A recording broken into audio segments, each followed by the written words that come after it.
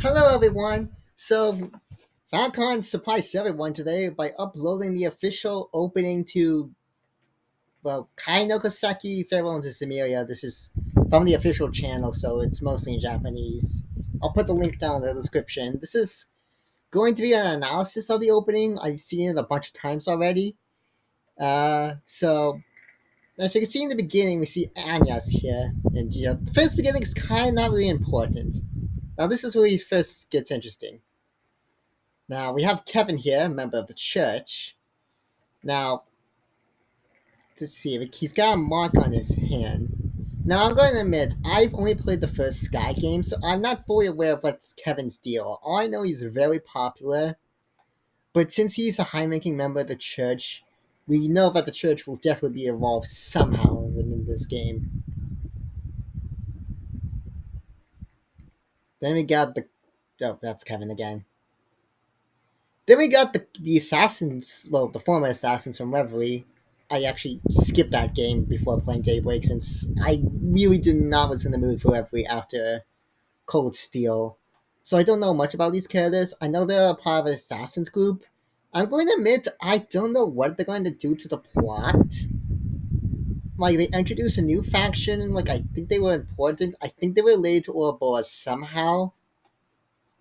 Like I know like this girl here is an artificial human being, like a living doll, basically. And there's Rufus, who I don't know. I thought he was cool as a bad guy. I didn't. I don't think they should have redeemed him, but he's here too. Um, Now this is where things going to get really interesting. We got a brand new character here who in the looks like in one of the ads earlier was in the spaceship because the plot of the game is the Kava is setting up people to the moon, so she looks like to be the main astronaut. What is interesting though is that she seems to have a yes, thank you. I can't get a good picture.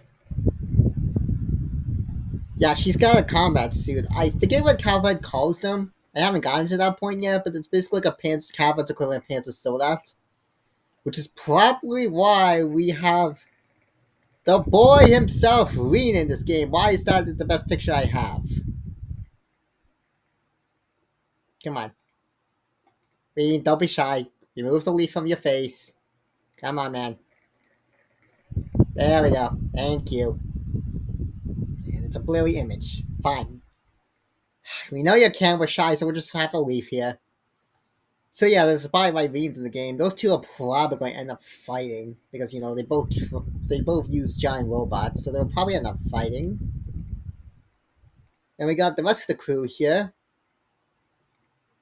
Altina, Fee, Tora, Crow. You know, I from what we've seen, Altina's combat seems to be entirely reworked. Like I'm pretty sure she uses Clam Soleils as a shield and a hoverboard. That was shown in one of the promotional trailers. Fee looks mostly the same, except for some reason she no longer has a hat. Not sure why. Crow got a new outfit. I dig it. I don't know how he's going to be much different. I wonder if he's going to be like the character, because like in Cold Steel 4, you could switch between his guns and his double spear, whatever that's called. I'm wondering if they're going to do that in this game or not. And please, for the life of God, Falcon, make Toa playable. It's hilarious. Like you love this character, we know you do, but yet you never make her playable. Just make her playable. And of course, the other sword lady, whose name who I don't remember. I really should have remembered her name. But like, yeah, as we can see later in the trailer, she will be fighting Reen in what looks like to be the. Hang on, this was the background of the fight in the Cold Steel 1. And this is where Reen finished his training to become a member of Seven Blades, I think. It's been a while since I played Cold Steel 4, but I think it was like Seven Blades, seven, something like that. And these two are probably in line to become the successor, because the dude themselves in the game, they're a master. Right here. he's in the game, so he probably is going to have those two battle to become his official successor to lead the next line of teachings of his style of combat. I feel like Reen's going to win though. Like combat wise, I feel like she's going to win, but like Reen has already teaching experience, so I feel like he's going to win because of that. Let's see what else we got. Got Ren here, but she's been in the game for a while. I'm not sure what she's going to be up to. Let's see. The final interesting thing I noticed in this trailer was, well, other than, the space program which they are doing, which I don't know how the hell they have space technology. Like, I visibly remember this, that washing machines were just invented in, like, Cold Steel 1. Then again, it was Laura who was mentioning them, and she's, like, useless when it comes to technology.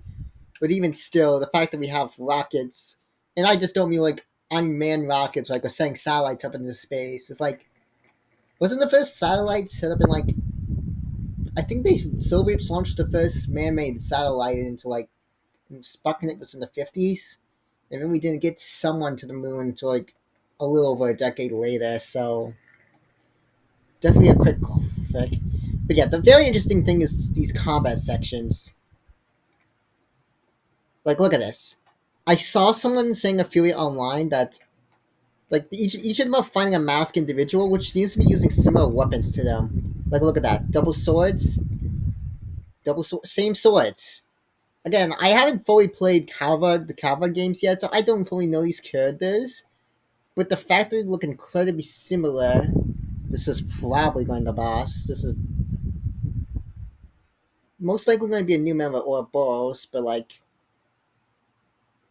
look at this. We're fighting on the moon against someone who's clearly meant to be Anya's. That is meant to be Anya's. There is no way that's not going to be her.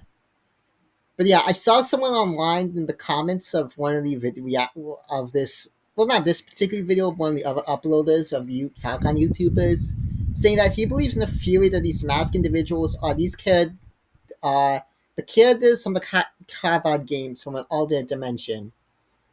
I'm going to be honest, I don't like that theory from a writing perspective, even though I honestly believe that's what is happening here. I do believe these are probably done from an alternate dimension reality or something like that. They did this before in Reverie, from what I can from what I've heard, since there was an evil version of Reen in that game. So they probably will do that. I'm not a big fan of it, but they probably will do that.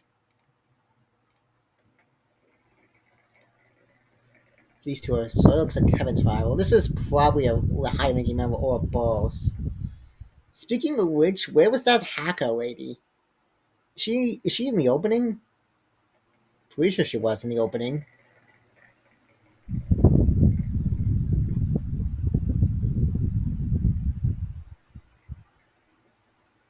Is she not in the opening? Huh. Okay, there was a hacker lady, like who's working for Ouroboros. She or this mysterious person who Ken is fighting oh, there she is. There's the hacker lady. Those two, she's either a Forcer or a new Anglet, or Anglers, is that what they call them? The high-ranking members of Ouroboros. Because Aaron Hood is dead, the leader of the Straw Gritter, so one of these two will probably replace her as the new head of the organization, as the new head. Well, maybe not the head of the Straw Gritter. I think that may have dissolved after Cold Steel 4. Well, I think Duvalie left. I'm not sure about the other two. They probably go more into it in Reverie. But yeah, one of these two probably replace Arendelle as the new position within that organization. That's something else I've been noticing. But yeah, she's a hacker lady, so we'll probably never see her in person in this game. And in one of the trailers, it looks like she can actually mind control people. Or at least for a second. Like she can hack into their brain and take control of their bodies. Again, it was like a split second in one of the commercials, but I'm predicting that's what she's going to be able to do. Wait a minute. Huh.